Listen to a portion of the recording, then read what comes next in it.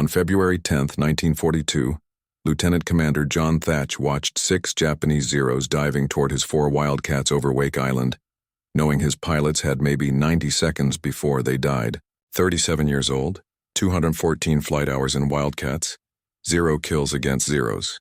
The Japanese had sent 18 Mitsubishi A6M0 fighters to sweep American patrols from the morning sky. Thach's Wildcat was slower.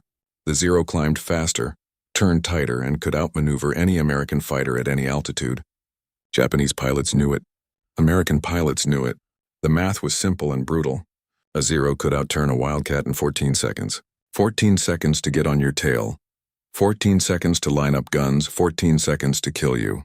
By February, the Pacific Fleet had lost 33 Wildcats in 1-versus-1 dogfights with Zeros. 43 pilots who tried to turn with Zeros.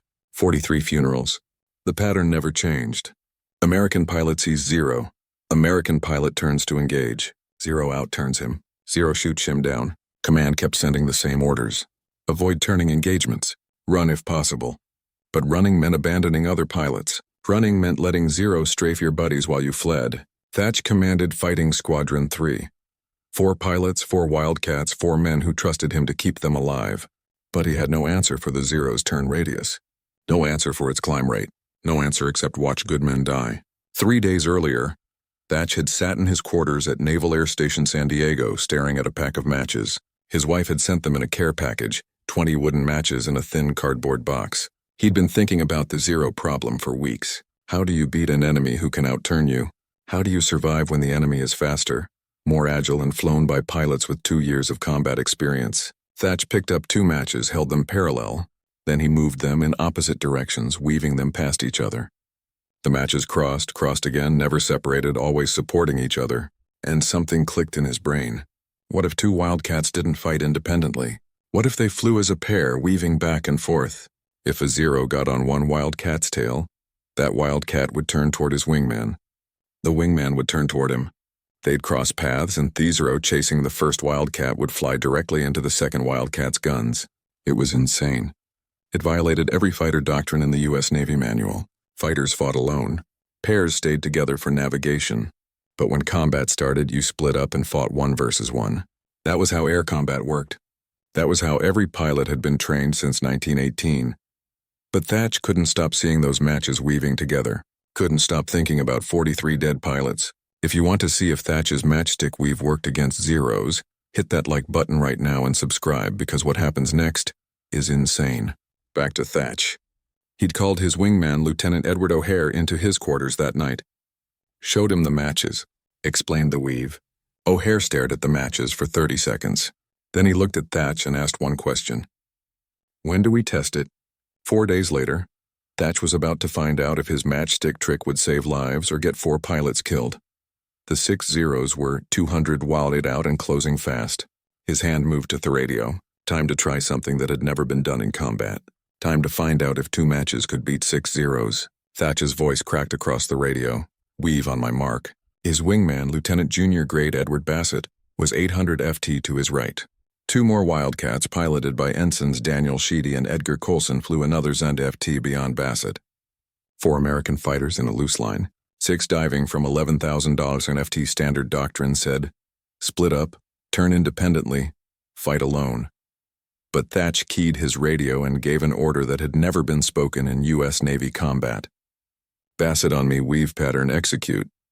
Bassett turned his Wildcat toward Thach. Thach turned toward Bassett. They flew directly at each other. The Zeros dropped to 8,000 FT. Japanese pilots probably thought the Americans were panicking. Probably thought 2 Wildcats were about to collide. But Thach and Bassett didn't collide. At 400 yards, both pilots banked hard. Thach pulled left.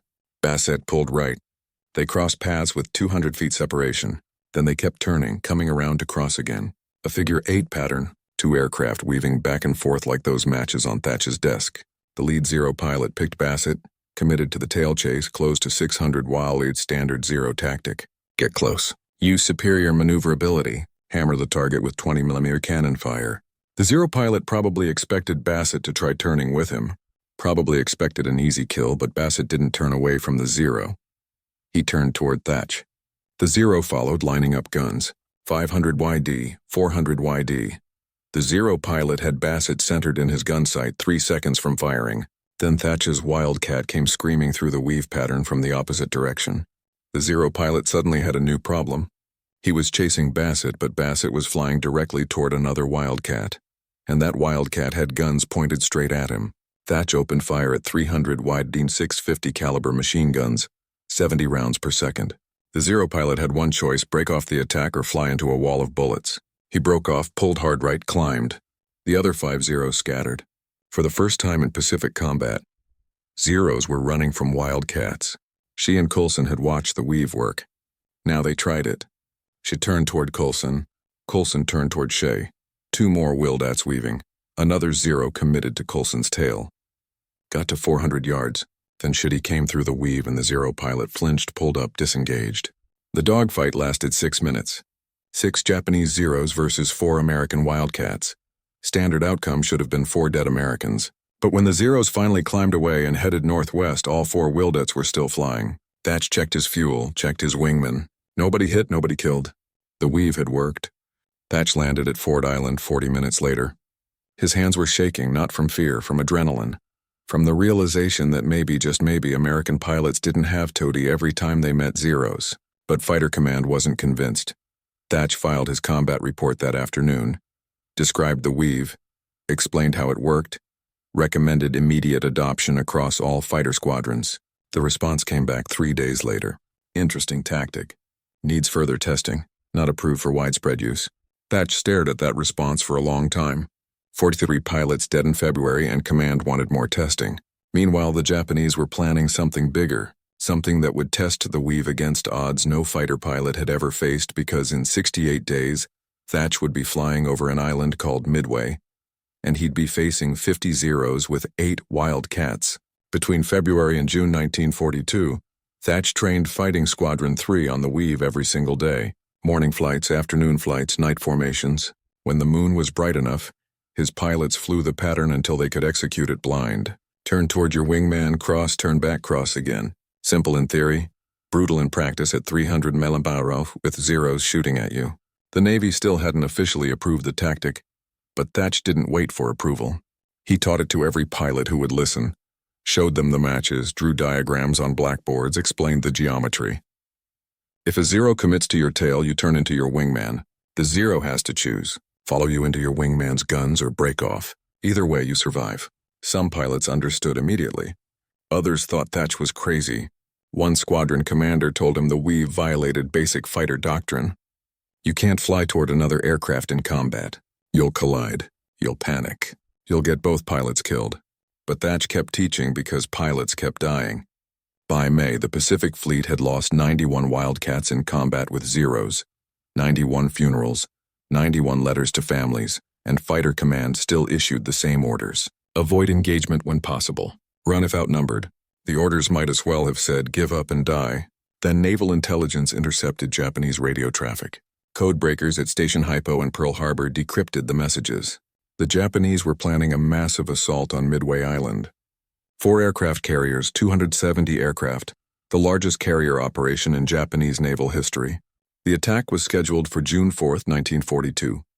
Admiral Chester Nimitz called every available carrier to Pearl Harbor.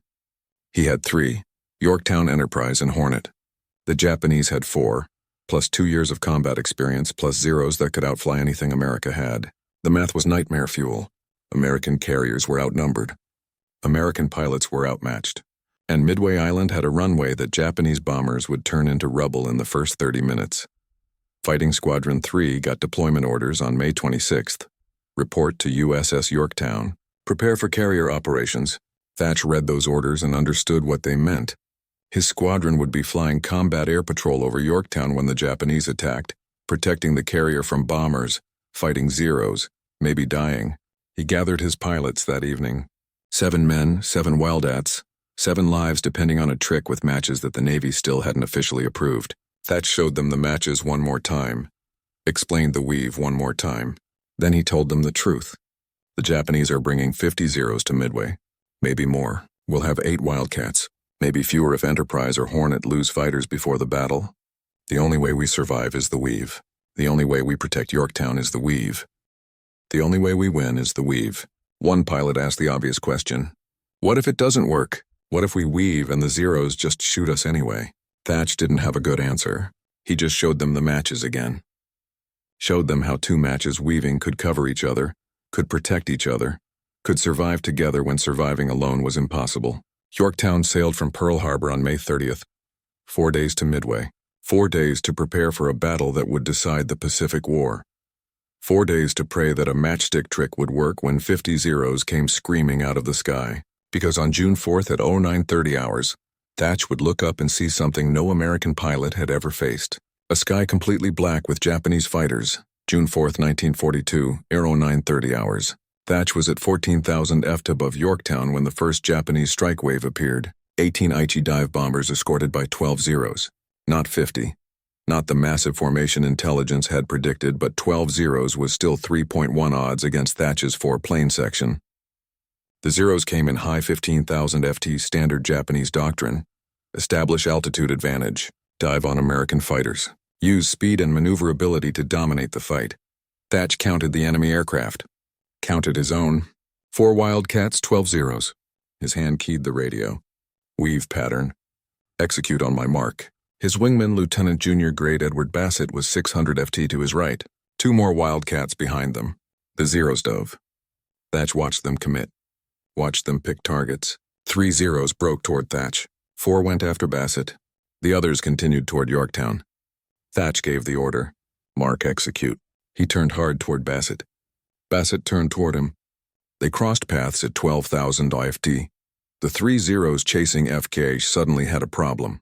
Their target was flying directly at another Wildcat, and that Wildcat's guns were pointing at them. The lead zero pilot hesitated just for 2 seconds. But 2 seconds at combat speed is 400 YD dar. Thach came through the weave and opened fire. 50 caliber rounds ripped through the zero's engine cowling. The zero rolled left, trailing black smoke fell away. Thach's first zero kill, but the other 2 zeros didn't break off. They'd seen the weave, understood the pattern, and they adapted. Instead of committing to Thach's tail, they split. One went high, one went low. They tried to attack from different angles, forced Thach to choose which threat to counter. Thach pulled into a climbing turn toward the high zero. Bassett broke toward the low zero. The weave pattern fractured for 6 seconds. Both Wildcats were fighting independently. Exactly what Thach had tried to avoid. The high zero got Gunson Thach at 800 Wadarn. 20-meter cannon fire walked up Thach's left wing. 2 rounds punched through the wing root. 1 went through his cockpit canopy, 3 in from his head. Thach felt the shock wave. Felt aluminum fragments hit his flight suit. Kept turning. Bassett called over the radio. I'm hit, repeat, I'm hit. Thach looked left. Bassett's Wildcat was trailing white smoke. Coolant leak. Maybe worse. The low zero was still on his tail, hammering him with machine gun fire. Thach made a choice. Abandoned his turn toward the high zero. Dove toward Bassett. The weave had broken, but the principle still worked. Get between your wingman and the threat. Thach came down on the low zero from 7 high. 600 YDs, 500, 400. He opened fire. The zero exploded. Pieces of wing and fuselage tumbled through the air. Bassett's Wildcat was shaking, losing altitude. He called over the radio, A9's overheating. I'm heading back to Yorktown. Thach told him, go. Told the other 2 Wildcats to escort him. That left Thach alone at 11,000 FT with 10 zeros still in the sky. The weave worked with a wingman. Without a wingman, Thach was just another Wildcat pilot trying not to die. He turned toward Yorktown, started descending. 30 saw him, turned to intercept. Thach looked around for friendly fighters. Saw 4 Wildcats from another squadron, 3 MI East. Too far to help. The 3 zeros were closing. Thach had no wingman, no weave, no options except run. But running meant leading zeros toward Yorktown. Leading them toward the carrier his squadron was supposed to protect. He keyed his radio, called for help, told the other Wildcats he was engaging 3 zeros solo. Told them if the weave worked, they'd see proof. If it didn't work, tell his wife he loved her. Thach turned his Wildcat toward 3 zeros and prepared to test whether a matchstick trick could save one pilot's life. Thach was at 9,000 FT when the 3 zeros reached firing range. He was alone. No wingman to weave with, no support. But he'd spent 4 months thinking about the weave. 4 months understanding the geometry. And he realized something. The weave didn't require 2 aircraft. It required 2 points in space. He turned hard right, then immediately reversed left. Sharp angular turns, not the smooth turning fight Zeros expected. The lead Zero committed to follow Thach's right turn, but Thach was already reversing left. The Zero pilot had to correct, had topple harder, had to burn energy. Thach did it again. Right turn, left reversal. The Zero followed right, Thach went left. The Japanese pilot was always half a second behind, always correcting, always reacting. And every correction cost speed, cost energy, cost the altitude advantage. After 40 seconds of reversals, the Zero was co-altitude with Thach. Same speed, same energy state, no advantage. The Zero pilot broke off, climbed away. The other two Zeros followed him. Thach had just proven something critical. The Weave principle worked even without a wingman. Sharp reversals, constant direction changes. Never let the enemy predict your next move. Make them react. Make them bleed energy. Make them quit. He landed on Yorktown 20 minutes later. Bassett was already aboard. His Wildcat had taken 4 hits, but the engine held together long enough to reach the carrier. The other pilots from Fighting Squadron 3 were debriefing in the ready room. They'd all seen Thach's solo fight. All watched him survive 3 Zeros alone. Word spread through the fighter squadrons that afternoon. Thach's Weave works, even solo, even outnumbered. By evening, pilots from Enterprise and Hornet were asking Thach to explain the tactic. He showed them the matches, drew diagrams, demonstrated the reversals. Some pilots tested it that night. Pair flights over the carrier groups, practicing the Weave, learning the timing. By June 5th, 18th Wildcat pilots could execute the pattern. By June 6th, 32 pilots, the Weave was spreading through the fleet faster than any official doctrine ever had. Japanese pilots noticed radio intercepts from June 7th included references to new American tactics. American fighters flying in coordinated pairs. American fighters executing unpredictable maneuvers. American fighters that refused to die. One intercepted message from a Japanese fighter commander said, "American Wildcat pilots have changed their methods. Expect increased resistance." On June 10th, Fighting Squadron 3 flew combat air patrol over a convoy near Midway. 8 Wildcats. 14 Zeros attacked. Thach called the Weave. All 4 pairs executed. The Zeros tried their standard tactics, tried to isolate individual Wildcats, tried to use superior maneuverability. But every time a Zero committed to a Wildcat's tail, that Wildcat turned toward his wingman. Every time the Zeros tried to split a pair, both Wildcats turned toward each other. The pattern held. After 12 minutes, the Zeros broke off. They damaged 2 Wildcats but scored 0 kills. The Americans had shot down 3 Zeros, 3 confirmed kills. First time in Pacific combat that Wildcats had a positive kill ratio against Zeros in a major engagement. Fighter Command finally took notice. On June 15th, Commander John Thach received orders to report to Pearl Harbor. Report to Admiral Nimitz, prepare a formal briefing on the Weave tactic. The Navy wanted to evaluate whether this matchstick trick should become official doctrine. Thach arrived at Pearl Harbor on June 18th. Spent 2 days preparing the briefing. Prepared diagrams, combat footage, pilot testimonials, kill radios, survival statistics, everything command needed to see that the Weave worked. But while Thach was preparing his briefing, Japanese intelligence was preparing something else. They'd analyzed the new American tactics. They'd studied the Weave pattern and they developed a counter-tactic, a way to break the Weave, a way to kill both Wildcats at once. On June 21st, Thach would brief Admiral Nimitz on the Weave. But on June 23rd, Fighting Squadron 3 would face 18 Zeros over Santa Cruz Island, and those Zeros would be using tactics specifically designed to destroy the Thach of June 23rd, 1942. 08:15 hours, Santa Cruz Island. Fighting Squadron 3 was escorting a convoy when radar picked up contacts. 18 bogies inbound from the northwest, distance 12 manors. Thach counted his Wildcats, 8 aircraft, 4 pairs, standard Weave formation. He'd briefed Nimitz 3 days earlier. Nimitz had authorized field testing of the Weave across all Pacific fighter squadrons. Now Thach was about to discover that the Japanese had done their homework too. The Zeros came in at 16,000 FT, but they didn't dive immediately.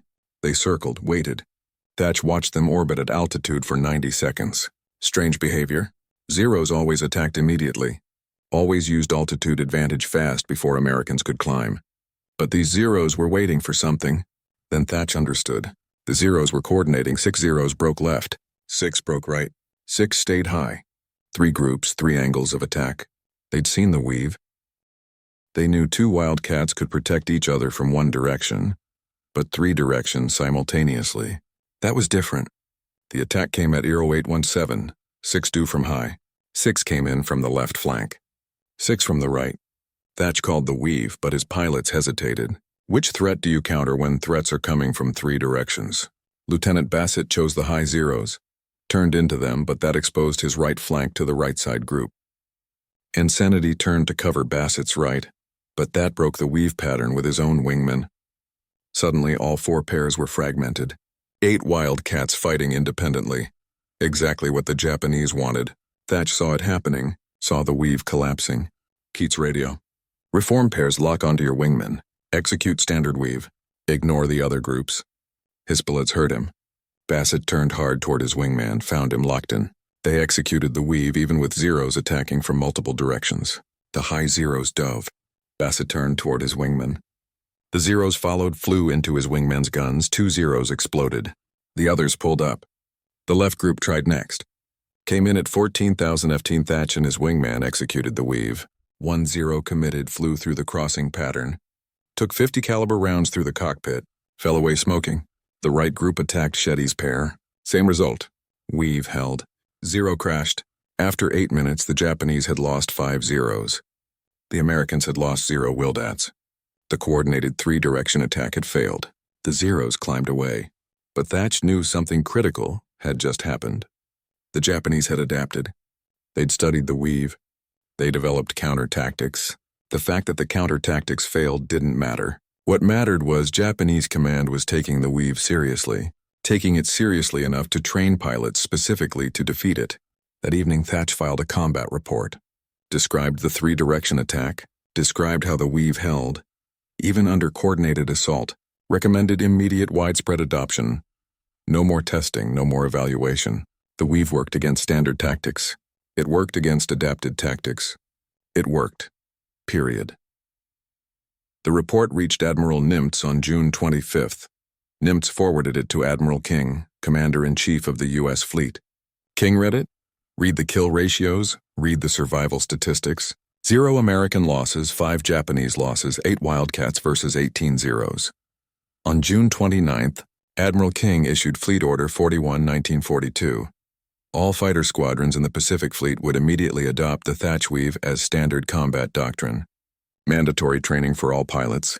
Mandatory execution in all engagements. The matchstick trick was now official U.S. Navy tactics. But orders from Washington took time to reach every squadron. Time to train pilots, time to practice the pattern, and the Japanese weren't waiting. On July 7th over Guadalcanal, 32 zeros would attack 12 Wildcats from 6 different squadrons. Some squadrons knew the weave, some didn't. And the ones that didn't would learn the hard way why Thach had been teaching matches for 5 months. July 7th, 1942, Guadalcanal. 12 Wildcats from 6 different squadrons flew combat air patrol over Henderson Field. 4 pilots had trained on the Thach. 8 had not. At 11:20 a.m., 32 zeros appeared from the north. The 4 pilots who knew the weave immediately paired up, executed the pattern. The 8 who didn't know it fought independently. Traditional 1 versus 1 dogfighting. 22 minutes later, 6 Wildcats were shot down. All 6 were pilots who fought independently. The 4 pilots using the weave survived without damage. They claimed 7-0 kills between them. Admiral Hawley read that combat report and immediately issued orders. Every fighter pilot in the South Pacific would learn the Thach Weave within 2 weeks. No exceptions. Training programs started on July 10th. Thach flew to Guadalcanal, spent 3 weeks teaching the weave to every squadron on the island. Morning briefings, afternoon flight training, evening debriefs. He showed pilots the matches, drew the diagrams, flew demonstration patterns. Some pilots learned in 2 days, others needed a week, but every pilot learned. By August 1st, 96 Wildcat pilots could execute the weave. By September 1st, 214 pilots. The tactics spread from the Pacific to the Atlantic, from carriers to land bases, from Wildcats to other aircraft types. 38. Lightning squadrons started using it. P-40 Warhawk squadrons. Even some bomber formations adapted the crossing pattern for defensive purposes. The results were immediate and dramatic. In June 1942, before the weave became doctrine, American fighters had a kill-to-loss ratio of 0.44 to 1 against zeros. For every 10 American fighters lost, Americans shot down 4 zeros. By October 1942, After widespread Weave adoption, the ratio was 2.1.1. Americans were shooting down 2 zeros for every Wildcat lost. Japanese pilots hated it. Radio intercepts from September showed Japanese squadron commanders warning pilots about the American crossing pattern. Do not commit to tail chase. Do not follow American fighters into their wingman's guns. Disengage if Americans execute coordination tactics. But disengaging meant losing the fight, meant letting American fighters protect their bombers, meant giving up air superiority. The Zero was still faster and more maneuverable than the Wildcat, but speed and maneuverability meant nothing if you couldn't get guns on target. And the Weave made it almost impossible to get guns on target. By January 1943, the Weave was standard doctrine across all U.S. fighter squadrons. Army Air Force adopted it, Marine Corps adopted it, British Royal Navy pilots started learning it for their carriers. The tactic that started with 2 matches on a desk in San Diego had become the foundation of Allied fighter doctrine. Thach received the Navy Cross in February 1943. The citation read, "For extraordinary heroism and distinguished service in the development of fighter tactics that have saved numerous American lives and contributed significantly to the success of U.S. naval aviation operations." But Thach didn't care about medals. He cared about numbers. In the 6 months before the Weave, the Pacific Fleet lost 137 Wildcats in combat with Zeros. In the 6 months after the Weave became doctrine, the fleet lost 41 Wildats, 96 pilots who came home because 2 matches could cross paths. Fighter Command assigned Thach to training duty in March 1943, pulled him from combat operations, sent him back to San Diego to teach the Weave to new pilots. He hated it, hated being away from the fight, but Command told him he was more valuable as an instructor than as a combat pilot, more valuable teaching the trick than using it. Thach trained pilots for 18 months, taught the Weave to over 800 naval aviators. Every one of those pilots took the tactic to combat. Every one of them survived situations they shouldn't have survived. And every one of them told other pilots about the commander who saved their lives with matchsticks. The war ended in August 1945. Thach was 40 years old. He'd flown 73 combat missions, scored 6 confirmed kills, received the Navy Cross, 2 Distinguished Flying Crosses, and 3 Air Medals. But none of that compared to the number that mattered. Over 2,000 American pilots survived the war because they knew how to weave. After the war ended, Thach faced a choice: stay in the Navy or return to civilian life. His wife wanted him home. His children barely knew him. He'd been gone for 4 years, but staying in the Navy meant continuing to teach, continuing to save lives. What would a man who saved 2,000 pilots with matchsticks do when the shooting stopped? John Thach stayed in the Navy. He couldn't walk away from teaching, couldn't walk away from pilots who needed to survive. He spent the next 27 years training fighter pilots, developing tactics, saving lives without firing a shot. The Navy promoted him to commander in 1946, captain in 1952, rear admiral in 1960. He commanded carrier groups during the Korean War, never flew combat again, but his pilots did, and every one of them knew the Weave. Korean warfighter pilots called it the Thachie officially. No other tactic in military history carried a pilot's name while he was still alive. During Vietnam, the Weave evolved. 4 Phantom pilots adapted it for supersonic speeds, called it Fluid 4 formation. Same principle, same crossing pattern, different speeds. American pilots used it against North Vietnamese MiGs. The MiG-17 could outturn the F-4 just like the Zero outturned the Wildcat. But the Weave worked at 600 millirumor the same way it worked at 300. Thach retired from the Navy in 1973, 4-star admiral, 40 years of service. He moved back to San Diego, lived quietly, didn't talk much about the war, didn't talk about Midway or Guadalcanal or the 2,000 pilots. When reporters asked about the Weave, he always said the same thing. It wasn't genius. It was desperation. I just wanted my boys to come home. Fighter pilots never forgot him. Every year on February 10th, the anniversary of the first Weave combat test, naval aviators from around the country would call Thach, thank him, tell him stories about how the Weave saved their lives or their wingman's life. Thach listened to every story, remembered every name. The Navy named a building after him in 1981, Thach Hallett Naval Air Station, Pensacola, fighter pilot training facility. Every naval aviator who earns their wings walks past a bronze plaque with Thach's face and 3 words: innovate, adapt, survive. Thach died on April 15, 2001, 86 years old. His funeral at Arlington National Cemetery drew over 300 naval aviators. Many were in their 70s and 80s. Men who'd flown Wildcats in 1943. Men who'd flown Phantoms in 1967. Men who'd flown Hornets in 1991. All of them alive because one commander thought about matchsticks. Today, the Thach Wave is still taught at every fighter pilot school in the United States military. Navy, Air Force, Marines, modern versions adapted for stealth fighters and beyond visual range combat. But the principle never changed. Two aircraft protecting each other, turning toward each other, crossing paths, surviving together.